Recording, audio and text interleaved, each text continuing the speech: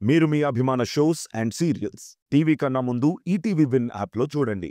Download and subscribe to ETV win app. 99 రూపాయలు మాత్రమే.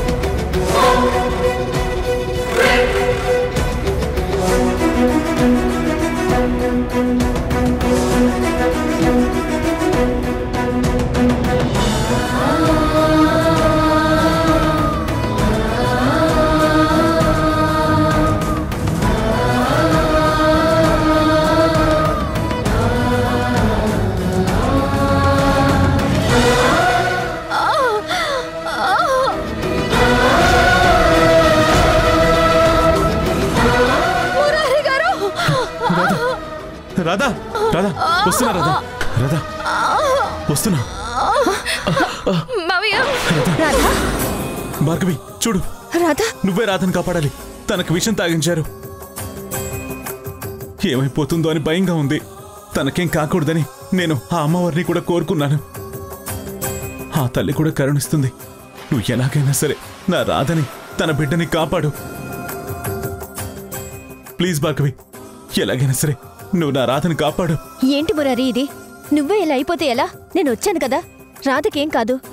అమ్మవారి సమక్షంలో తనుంది. ఆ తల్లే తనని కాపాడుతుంది. నేను చూస్తున్నానుగా, నువ్వేం కంగారు పడకు. ముందు గుళ్ళోకెళ్ళి అమ్మవారి చీరలుంటే తీసుకురా. తనకి పెయిన్ స్టార్ట్ అయినట్టున్నాయి. అడ్డు తెరవేయాలి. త్వరగా వెళ్ళు. అలాగే భార్గవి. ఇంకేం కాదు రాధా, నీకేం కాదు. ధైర్యంగా ఉండు. రాధా, ఓర్చుకో రాధా, కొంచెం ఓర్చుకో.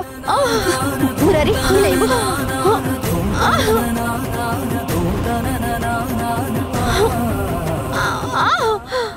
భార్గవి, రాధకేం కాకూడదు. మళ్ళీ మళ్ళీ చెప్తున్నాను, నా రాధని కాపాడు. నీ పరిస్థితిని అర్థం చేసుకున్నాను మురారి. కాపాడడానికి తప్పకుండా సాయశక్తిలో ప్రయత్నిస్తాను. రాధకేమి జరగకుండా చూసుకుంటాను. కానీ ప్లీజ్, తనకి పెయిన్స్ ఎక్కువ అవుతున్నాయి. నువ్వు ఆదిత్య దూరంగా వెళ్ళండి. రాధా, సత్య, తొందరగా వెళ్ళి వేడి నీళ్ళు తీసుకురా. అలాగే వెళ్ళు. రాధా,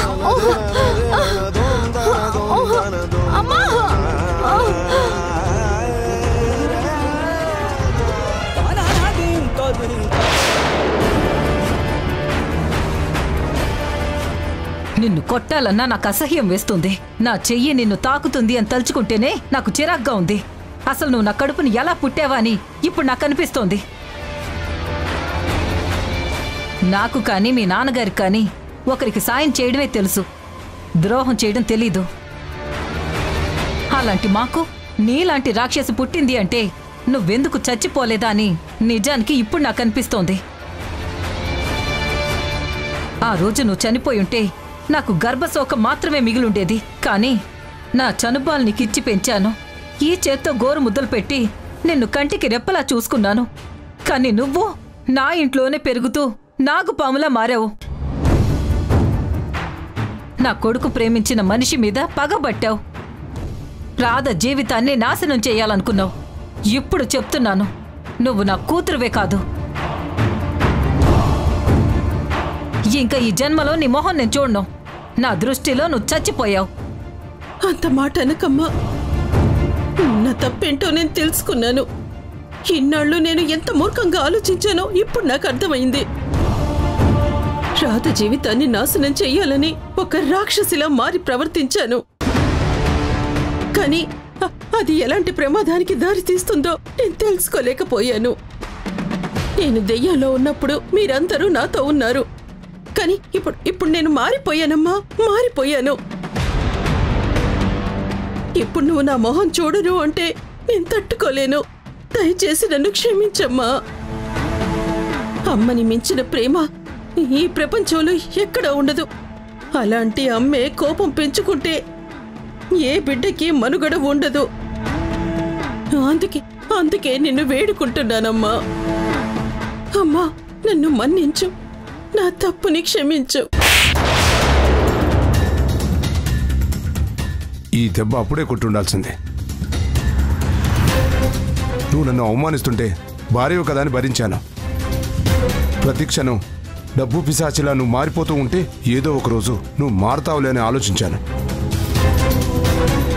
చివరికి నీ కూతురు జీవితం కోసం రాధకి నరకం చూపిస్తూ ఉంటే నీ తప్పు నువ్వు తెలుసుకుంటావులే అని నిన్ను క్షమించాను.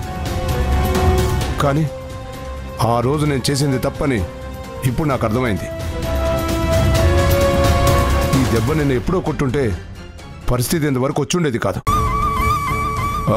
అత్తయ్య, మీ కళ్ళ ముందే మీ కూతురు కొట్టినందుకు నన్ను క్షమించండి. లేదండి, మీరు కొట్టడంలో తప్పు లేదు. మీరు నిజమే చెప్పారు. మీరు ఈ దెబ్బ ఎప్పుడో కొట్టి నన్ను నిలదీసుంటే నేను మారిపోయి ఉండేదాన్నేమో. ఒక రాక్షసిలా మారిపోయాను. ఇప్పుడు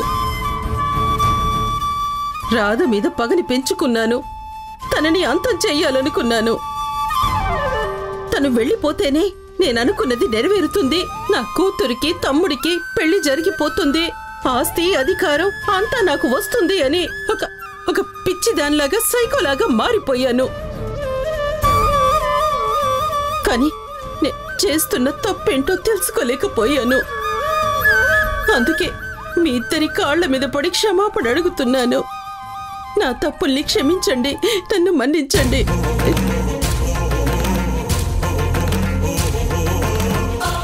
ఏంటమ్మా, నేనింతలా వేడుకున్నా కూడా నీ గుండె కరగడం లేదా? నువ్వు చేసింది చిన్న తప్పైతే దానికి క్షమాపణ ఉంటుంది. నువ్వు అవేకంతో చేసుంటే అయ్యో నా కూతురే కదా అని ఆలోచించేదాన్ని. కానీ నువ్వన్నీ తెలిసే ఈ పని చేశావు. ఎవరో వెధవల్ని ఇంటికి తీసుకొచ్చి రాధే వాళ్ళ కూతురని నువ్వు నమ్మించిన రోజు, తర్వాత వాళ్ళందరిది నటన అని ఆ రాధ నిరూపించిన రోజే వాళ్లతో పాటు నిన్ను కూడా ఇంట్లో నుంచి గెంటేసుంటే ఈ రోజు రాధకి ఈ పరిస్థితి వచ్చేది కాదు.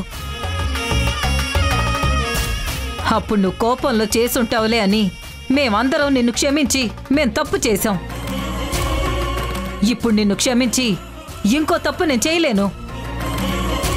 ఒకటి గుర్తుపెట్టుకో జయప్రద, అక్కడ రాధకేమైనా జరిగిందంటే ఇక్కడ నీ పరిస్థితి ఎలా ఉంటుందో ఎవరి ఊహ కందదు. మురారి తన ప్రాణం కన్నా ఎక్కువగా రాధను ప్రేమించాడు. రాధే ఊపిరిగా బతుకుతున్నాడు. రాధకి చిన్న అపకారం జరిగినా మురారి తట్టుకోలేడు. అలాంటి రాధ కేవలం నీ వల్ల, కేవలం నీ అవివేకం వల్ల ప్రాణాలతో కుట్టుమిట్టాడుతుంది. తను తల్లి కాబోతున్న పరిస్థితుల్లో తన కడుపులో ఉన్న బిడ్డని బతికించుకోవడానికి ఆ తల్లి ఎంతో తపన పడుతుంది. అదే మమకారం అంటే, అదే ప్రేమంటే, అదే అమ్మతనం అంటే. అది రాధ నుంచి నువ్వు నేర్చుకోవాలి. కానీ నువ్వు చేసిన దానికి ఆడజాతి మొత్తం తలదించుకునేలా చేశావు. అలాంటి నిన్ను ఎవరు క్షమిస్తారు? ఎందుకు క్షమించాలి? అల్లుడు గారు చెప్పిన దాంట్లో తప్పేమీ లేదు జయ. నా ఇంట్లో ఆడపిల్ల పుట్టింది, మహాలక్ష్మి పుట్టింది అనుకున్నాను.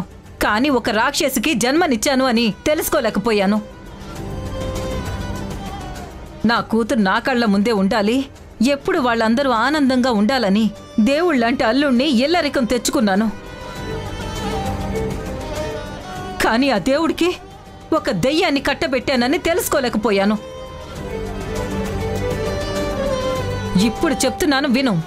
నా కొడుకు ప్రేమించిన మనిషికి ఏమైనా జరిగిందంటే మాత్రం నా చేతులతో నేనే నీ ప్రాణం తీసేస్తాను. ఇందులో ఎలాంటి మార్పు ఉండదు. లేదమ్మా, చెప్పాను కదా, నేను ఎంత కీడు తలపెట్టినా రాధకి ఎప్పుడు ఏది జరగలేదు. ఎందుకంటే తన మంచితనమే తనని కాపాడింది. ఇప్పుడు నేను తన గొప్పతనమేంటో తెలుసుకున్నాను. నా తప్పేంటో నేను తెలుసుకున్నాను. అందుకే నా చెప్పుతో నేను కొట్టుకుంటాను. ఏం చేస్తే నేను మారినట్టు నువ్వు నమ్ముతావు? చెప్పాను కదా, దుర్మార్గురాల్లా ఉన్నప్పుడు ఎవరు ఏం చెప్పినా చెవులకు వినిపించుకోలేదు. చేసిన ఏ తప్పు కనిపించలేదు.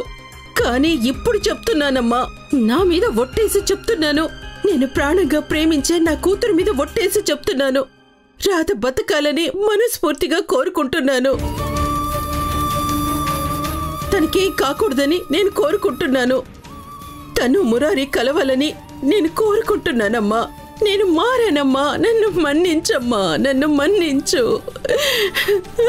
సరే జయ, నువ్వు మారావని ఇప్పుడు నమ్ముతున్నాను. మనందరం ఉండగా రాధకేమీ కాదు. ఏమండి, నేను వెంటనే రాధని చూడాలి. తనని క్షమాపణ అడగాలమ్మా. కిట్టయ్య అమ్మవారి గుడి దగ్గరకు తీసుకెళ్లాడంట. వెళ్దాం పదండి.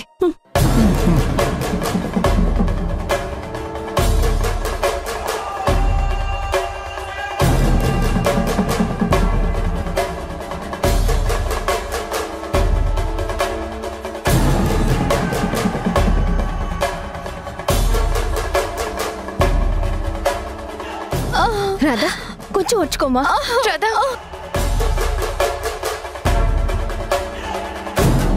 ఏమైంది బాబు? రాధకి నొప్పులు వస్తున్నాయి చూడండమ్మా. అయ్యో,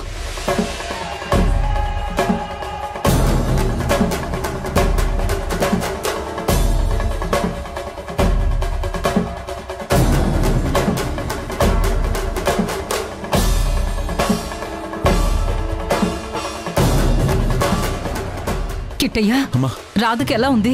రాధకి నొప్పులు స్టార్ట్ అయ్యాయమ్మా. చూడు.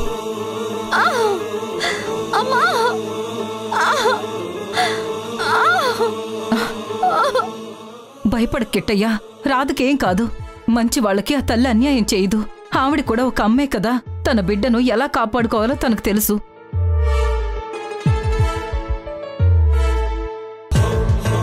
తల్లి, జగత్తుకే నువ్వు అమ్మవి. నీ కనురెప్పల్లోనే మేమంతా బతుకుతున్నాం.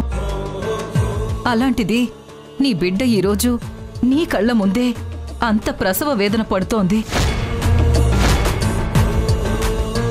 తన ప్రాణానికి ఏమవుతుందోనని నా కడుపును మోసిన నా బిడ్డ బాధపడిపోతున్నాడు. ఈ ప్రాణాల్ని నిలబెట్టాల్సిన బాధ్యత నీ మీదుందమ్మా. రాధకేమైనా జరిగిందంటే ఈ తల్లికి కడుపు కోత మిగులుతుంది. అమ్మవి నువ్వు. అమ్మ బాధ ఎలా ఉంటుందో తెలిసిందానివి నువ్వు. పిల్లల కోసం తల్లి కన్నీరు పెట్టుకోవచ్చు, కానీ పిల్లలు లేరని మాత్రం ఏ తల్లి కన్నీరు పెట్టుకునే పరిస్థితి రాకూడదు. అందుకేనమ్మా నిన్ను వేడుకుంటున్నాను. అక్కడ తల్లి బిడ్డ ప్రాణం కాపాడు. తనని ప్రాణంగా ప్రేమిస్తున్న నా కొడుకు ఏమీ అవ్వకుండా నువ్వే రక్షించు. నువ్వు తలుచుకుంటే కానిదంటూ ఏమీ లేదు. ఈ జగత్తుని నడిపించే జగన్మాతవి నువ్వు. జరిగిందేంటో మొత్తం నీకు తెలుసు. నా ఇంట పుట్టిన ఆడపిల్ల ఒక మూర్ఖమైన పని చేసింది. ఈరోజు తను కూడా తన తప్పును తెలుసుకుంది. కాని ఏదేమైనా సరే మా ఇంటి నుంచి రాధకి అన్యాయం జరగకూడదు. తన ప్రాణానికి ఏమీ కాకూడదు తల్లి. ప్రాణం పోవడమే తథ్యం అనుకుంటే, ఒక ప్రాణం బలి తీసుకోక తప్పదు అనుకుంటే, ఆ తల్లికి బిడ్డకు ప్రాణం పోయి ఈ తల్లి ప్రాణం నువ్వు తీసుకోమ్మా. నా పిల్లల కోసం సంతోషంగా నా ప్రాణాన్నిస్తాను. కాని వాళ్లకు ఏమీ కాకుండా నువ్వే కాపాడు. తను క్షేమంగా పురుడు పోసుకుని తల్లయింది అన్న మాట వినిపించేలాగా చెయ్యమ్మా. రాధా, రాధా, కొంచెం వచ్చుకోమ్మా.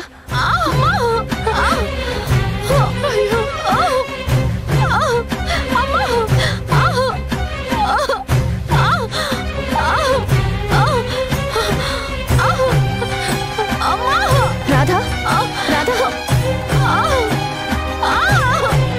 రాధా,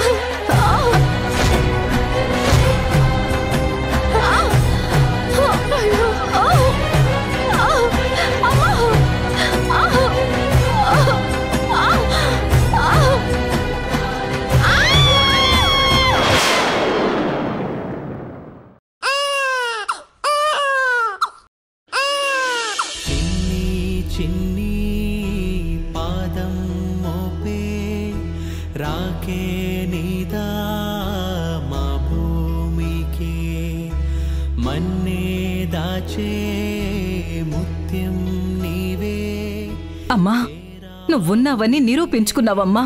సత్యమైన తల్లివని మళ్ళీ చూపించావమ్మా. నీకు జీవితాంతం రుణపడుంటాను. ఆంటీ, రాధకి ఆడపిల్ల పుట్టింది.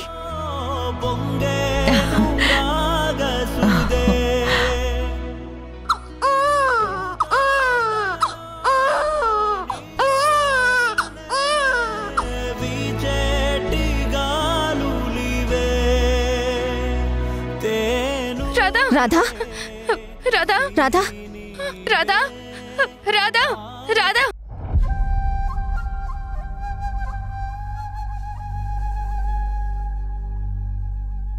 సత్య ఏమైంది సత్య? ఏమో అమ్మమ్మ, రాధ ఉలుకు పలుకు లేకుండా ఉంది.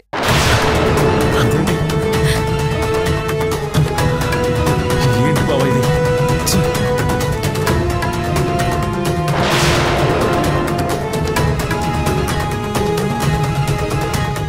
దాన్ని అప్పుడే ఓపెన్ చేయొద్దు. ఎప్పుడు చదవాలన్నది నేను చెప్తాను.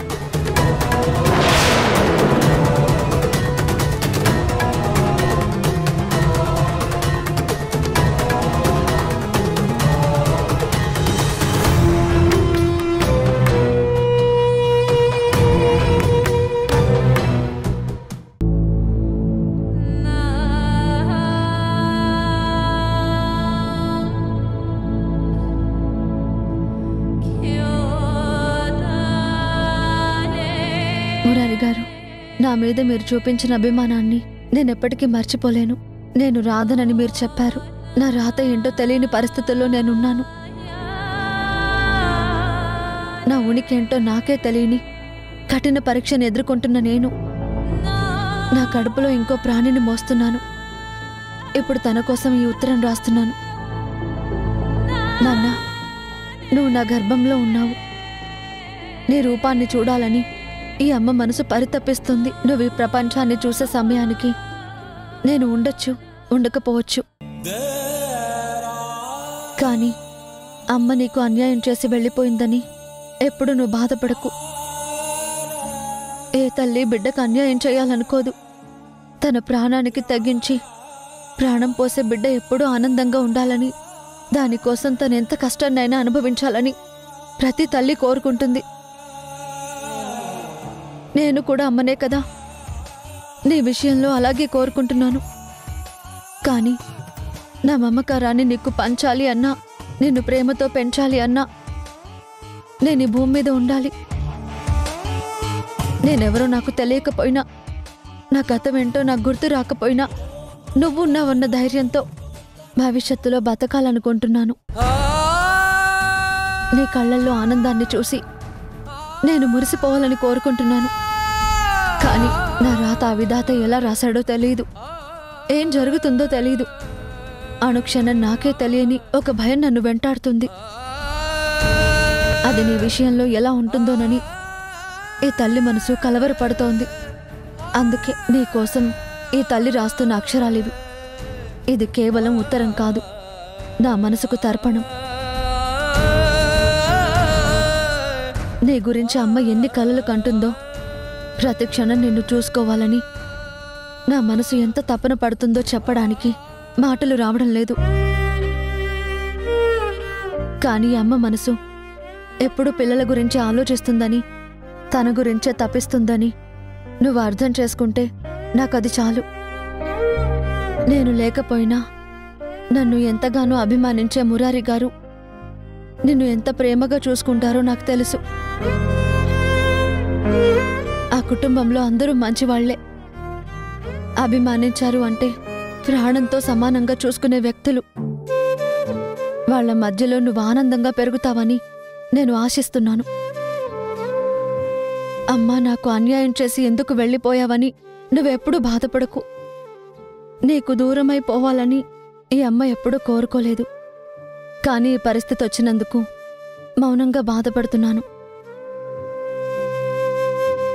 ఆయువు లేని వాయువునైనా ఆ రూపంలో నిన్ను చూసుకుంటూ, ఆత్మరూపంలో నేను మురిసిపోతూ ఉంటాను. అందుకే నువ్వు నాలో ఉండగానే నేను ఈ ఉత్తరం నీకోసం రాస్తున్నాను. నువ్వు నా నుంచి బయటకు వచ్చేసరికి నేను నీకు దూరం అయిపోయినా, శారీరకంగా నీకు కనిపించకపోయినా, తల్లిగా నా ప్రేమ నీతో ఎప్పటికీ ఉంటుందని ప్రేమతో నా బిడ్డకి నేను రాస్తున్నా చివరి మాటలివి. ఇట్లు ప్రేమతో మీ అమ్మ.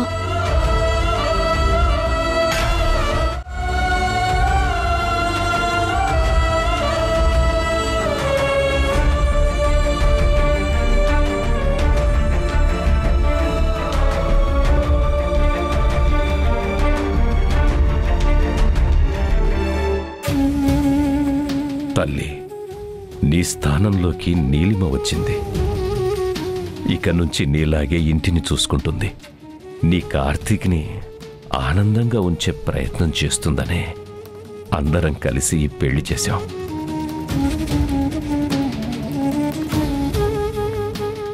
ఈ జంటని నువ్వు కూడా ఆశీర్వదించమ్మా. బాను, నువ్వు ఉన్నంతకాలం ఈ ఇల్లు నిత్య కళ్యాణం పచ్చ తోరణంలాగే ఉండేది.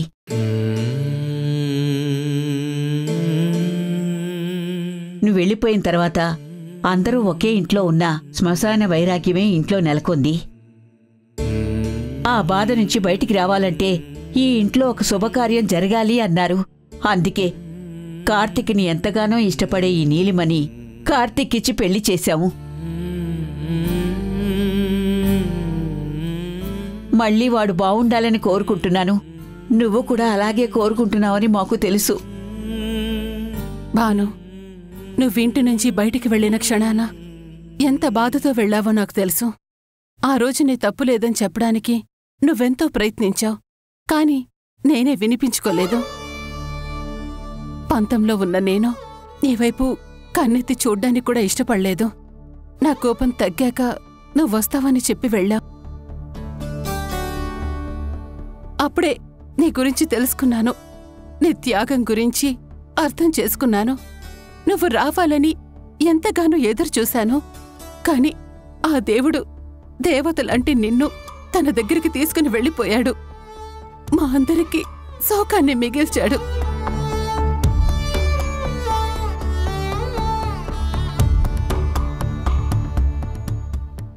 ఈ ఊరిని అమ్మలా కాపాడుతున్న అమ్మవారివి. ఈరోజు నీ నీడలోనే ఒక తల్లి పురుడు పోసుకుంది, ఒక బిడ్డకు జన్మనిచ్చింది. ఆ తల్లి కళ్ళు తెరిచేలాగా, మా అందర్నీ గుర్తుపట్టేలాగా, తన గతమేంటో తనకి తెలిసేలాగా చెయ్యి తల్లి.